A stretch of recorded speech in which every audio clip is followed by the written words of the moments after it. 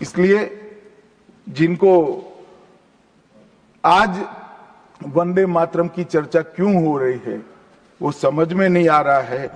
मुझे लगता है कि उन्होंने नए सिरे से अपनी समझ पर ही सोचने की जरूरत है। कुछ लोगों को इसमें दिखता है कि बंगाल में चुनाव आने वाला है, इसलिए वंदे मातरम की चर्चा हो रही है। वो वंदे मातरम के महिमा मंडन को बंगाल के चुनाव के साथ जोड़कर कम करना चाहते हैं।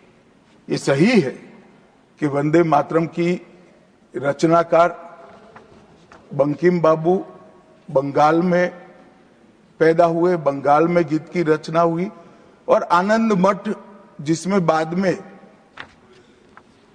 वंदे मातरम समाहित हुआ, उसकी पृष्ठभूमि भी की बंगाल थी।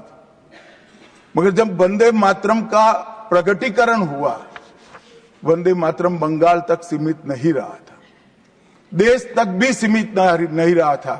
दुनिया भर में जहां पर आजादी के दीवाने थे वो गुप्त बैठक भी करते थे तो पहले वंदे मातरम का गान कर बैठक की शुरुआत। और आज भी सरहद पर हमारा जवान जब अपना सर्वोच्च बलिदान देता है, ये आंतरिक सुरक्षा के लिए देश के पुलिस का जवान सर्वोच्च बलिदान देता है, तो जब वो अपने प्राण त्यागता है, इसके मुंह पर एक ही मंत्र होता है, वो वंदे मातरम।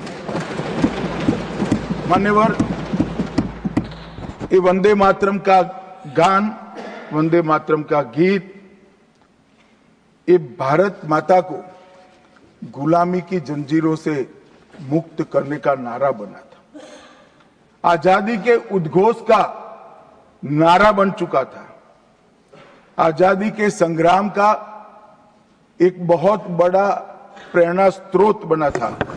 और शहीदों को अंतिम बलिदान, सर्वोच्च बलिदान देते वक्त अगले जन्म में भी भारत में ही जन्म लेकर फिर से मां भारती के लिए बलिदान करने की प्रेरणा वंदे मातरम से मिली। और ये चिर पुरातन राष्ट्र को अनेक सदियों तक अपनी संस्कृति के रास्ते पर आगे बढ़ाने की प्रेरणा भी कई सारे मनुष्यों को इस वंदे मातरम से मिली। वंदे मातरम की दोनों सदनों में इस चर्चा से, वंदे मातरम के महिमा मंडन से, वंदे मातरम के गौरव गान से हमारे